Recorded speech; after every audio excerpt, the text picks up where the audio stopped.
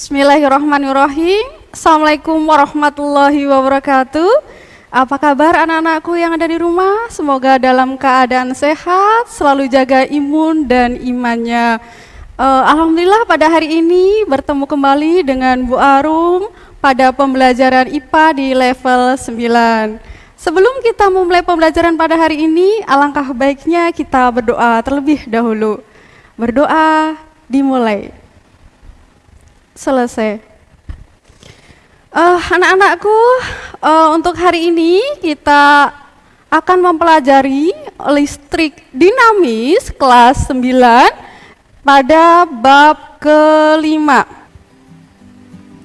Kompetensi dasar 3.5 menerapkan konsep rangkaian listrik, energi, daya listrik, sumber energi listrik dalam kehidupan sehari-hari, termasuk sumber energi listrik alternatif, serta berbagai upaya menghemat listrik. Tujuan pembelajaran untuk hari ini, yang pertama, siswa dapat menjelaskan konsep listrik dengan melihat materi. Kemudian yang kedua, siswa dapat menjelaskan hantaran listrik, rangkaian listrik dalam kehidupan sehari-hari. Dan yang ketiga, mengetahui, menghayati, dan memahami sumber muatan listrik terdapat pada Al-Quran Surat An-Nur ayat 35.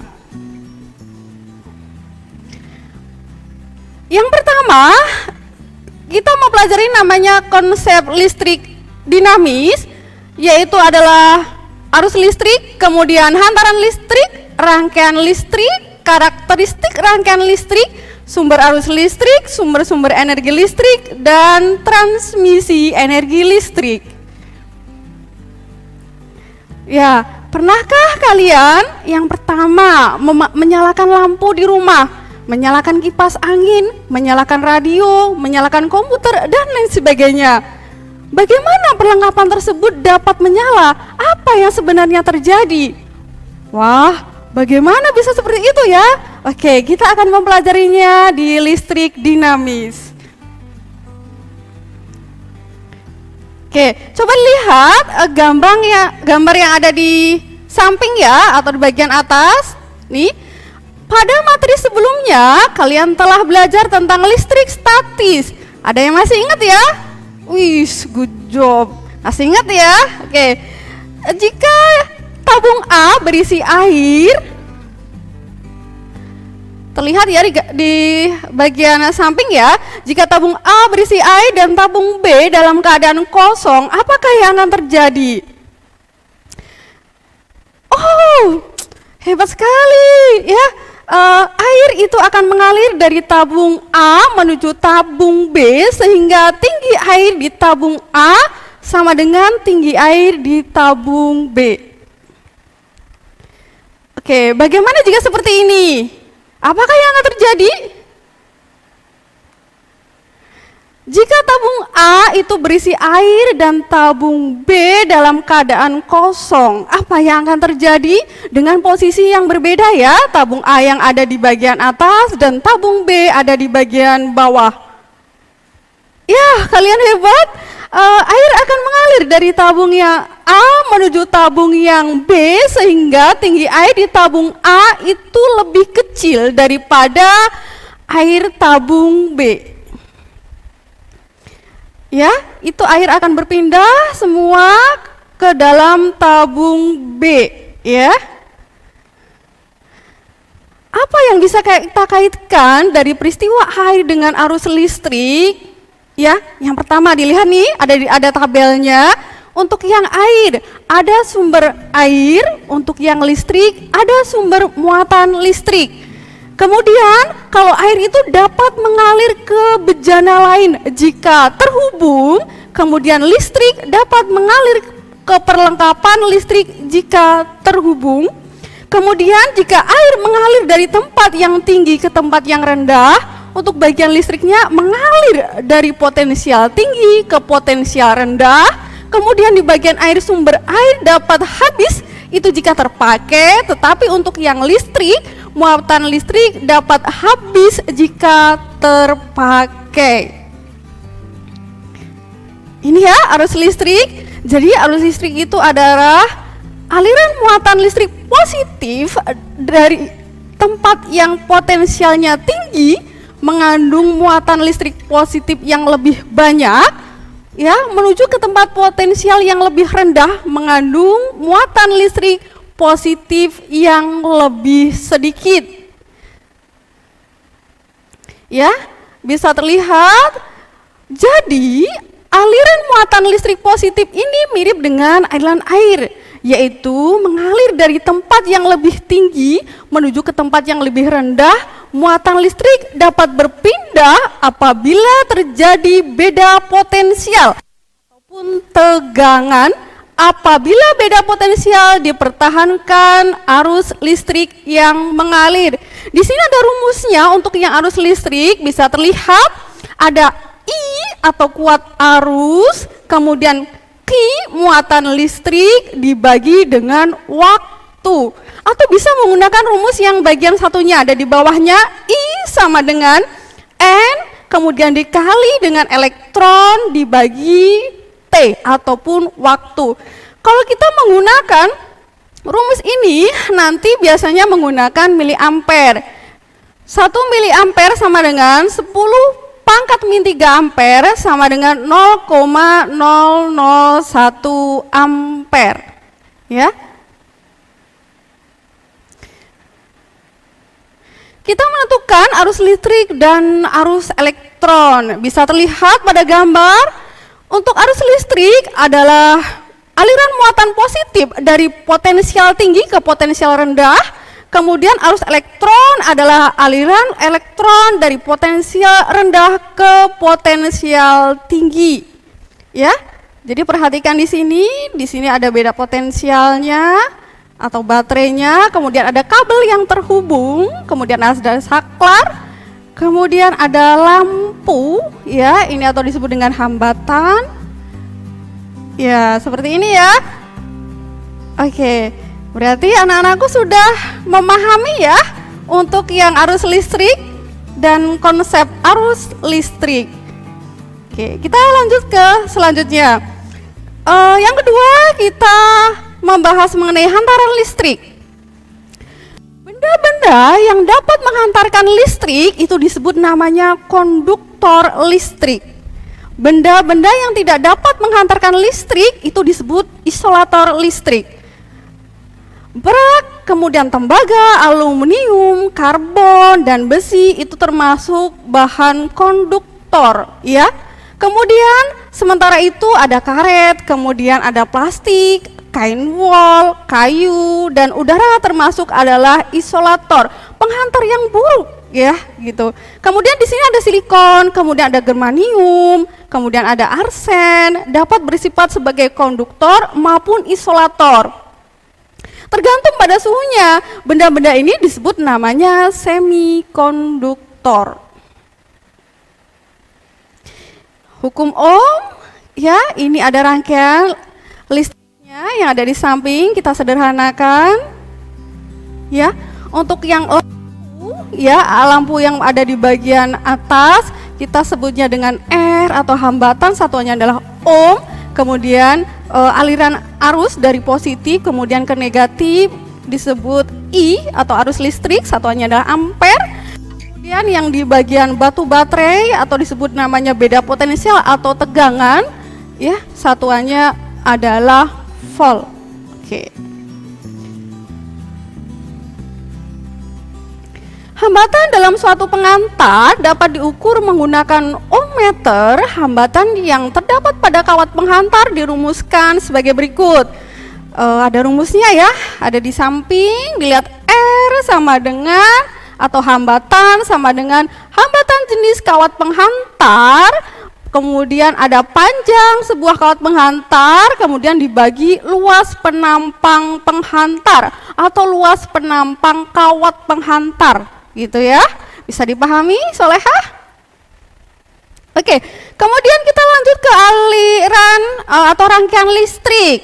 Rangkaian pada lampu itu sering kita jumpai ya, ada rangkaian seri dan juga ada rangkaian paralel. Ya, terlihat pada gambar, bisa dilihat. Oke, kemudian jenis-jenis rangkaian listrik ada 3. Yang pertama ada rangkaian seri, kemudian ada rangkaian paralel, dan juga ada rangkaian seri paralel. Oke.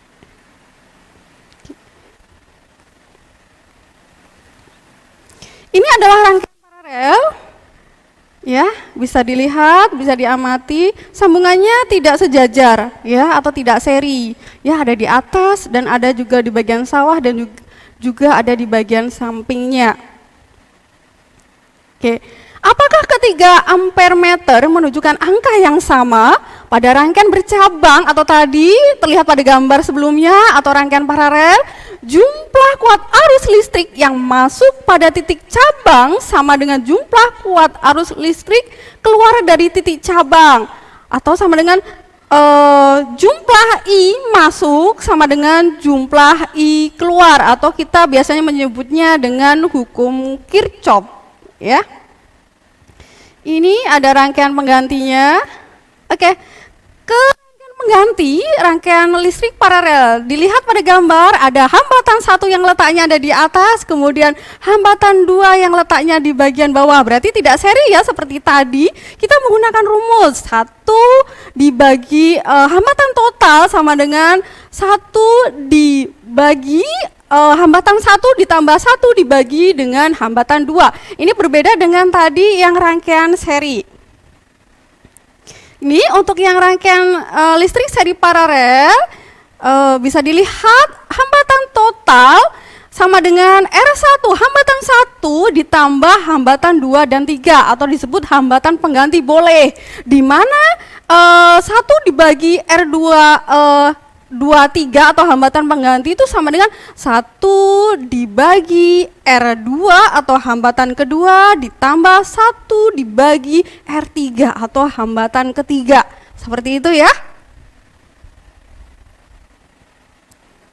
Nih, ada contoh soal untuk yang rangkaian listrik seri. Terlihat ya? Untuk hambatan 1 atau R1 adalah 2 ohm, kemudian R2-nya 3 ohm. Oke, kemudian gimana caranya mengerjakan? Rumusnya sudah Ibu sebutkan tadi di depan ya. Berarti R total adalah R1 ditambah R2. Berarti R1-nya tadi berapa? Terlihat di gambar, R1 itu adalah 2 ohm, kemudian R2 itu adalah 3 ohm, sama dengan 5 ohm. Itu adalah R totalnya. Itu rangkaian listrik seri. Kemudian yang kedua adalah contoh soal rangkaian paralel. Oke, terlihat gambar. Untuk yang R1 itu adalah 6 ohm, di bawahnya untuk R2 adalah 4 ohm. Kita menggunakan rumus yang tadi, berarti 1 bagi R total atau hambatan total sama dengan 1 dibagi hambatan 1 sama dengan 1 dibagi hambatan kedua. Ya, kita tulis untuk yang R1 tadi 1 dibagi 6 ya, kemudian ditambah 1 dibagi R2 tadi adalah 4. Jadi terlihat hasilnya 4 ditambah 6 dibagi 24. Kita jadikan persamaan ya untuk penyebutnya. Kita jadikan sama, berarti ada 6, kemudian ada 4, kita jadikan 24 ya. Kemudian R totalnya kita balik, jadi 24 dibagi 10 hasilnya dari mana Bu? 4 ditambah 6. Jadi totalnya adalah 2,4 ohm. Oke. Kemudian ini adalah rangkaian listrik seri paralel. Untuk R total atau hambatan total sama dengan hambatan 1 ditambah R23 atau hambatan pengganti boleh. Di mana sudah saya sebutkan tadi di depan, 1 dibagi R23 itu adalah 1 dibagi rangkaian hambatan kedua ditambah 1 dibagi hambatan ketiga, atau disebut dengan pengganti gitu juga tidak apa-apa. Oke, terlihat ya. Nih, berarti ada soal seperti ini, bagaimana mengerjakannya? Kita tulis 1 dibagi R2, 3, rangkaian kedua dan ketiga sama dengan 1 dibagi 6 ditambah 1 dibagi 4. Kita total dulu. Oke, jadi seperti pada gambar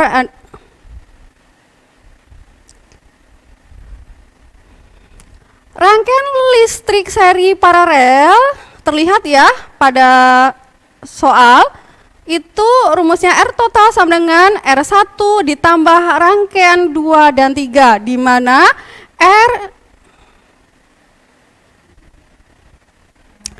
rangkaian listrik seri dan paralel terlihat pada gambar. R total atau rangkaian listrik seri dan paralel terlihat pada gambar. R total atau hambatan total sama dengan R1 ditambah R23, di mana 1 dibagi R23 atau hambatan 2 dan 3 sama dengan 1 dibagi R2 ditambah 1 dibagi R3. Terlihat ya? Kemudian ada soal seperti ini kita mengerjakan. Yang pertama kita cari dulu 1 dibagi R23 atau hambatan pengganti sama dengan 1 dibagi 6 plus 1 dibagi 4. Seperti pada bagian B diketahui R23 sama dengan 2,4. Contoh soal ini pada rangkaian listrik seri paralel bisa terlihat pada gambar yang ada di depan ya, terlihat ya. Ini kita menggunakan rumus R total sama dengan R1 plus R23, di mana 1 dibagi R23 itu sama dengan 1 per R2 plus 1 per R3 ya. Jadi terlihat di bawah, saya jumlahkan, kemudian hasil totalnya ya terlihat pada gambar. Diketahui R23 itu hasilnya sudah Ibu bagi itulah 2,4 ohm, kemudian R totalnya sama dengan 3 ohm ditambah 2,4 ohm. Jadi total secara keseluruhannya adalah 5,4 ohm. Ya.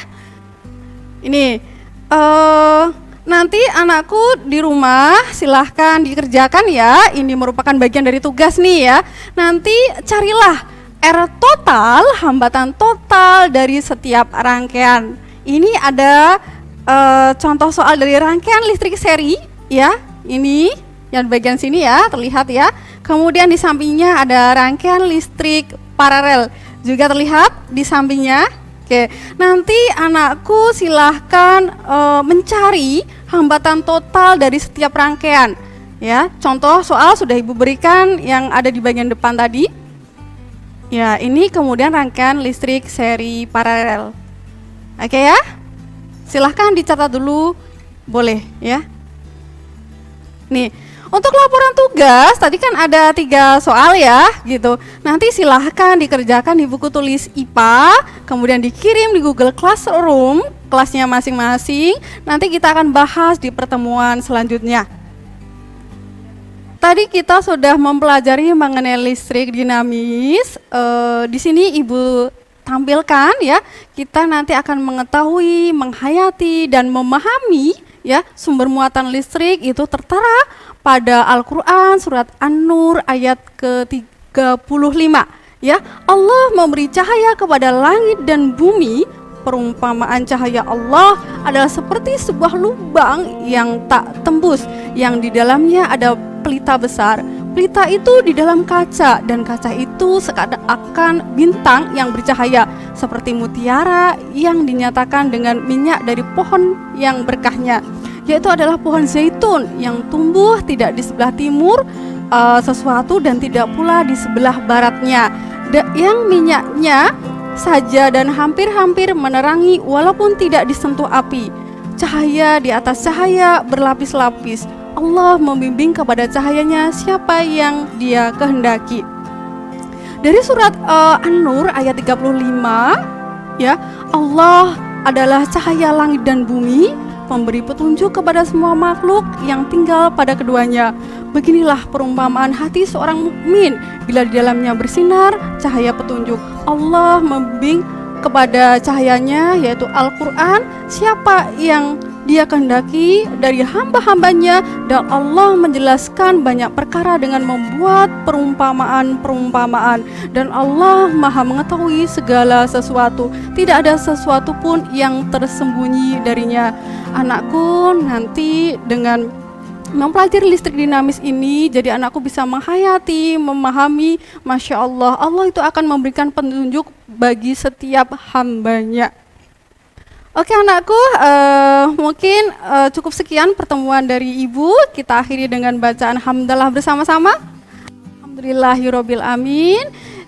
Kita tutup dengan doa kafaratul majelis. Subhanakallahumma wa bihamdika asyhadu alla ilaha illa anta astaghfiruka wa atubu ilaik. Akhirul kalam, wabillahi taufiq wal hidayah. Wassalamualaikum warahmatullahi wabarakatuh. See you next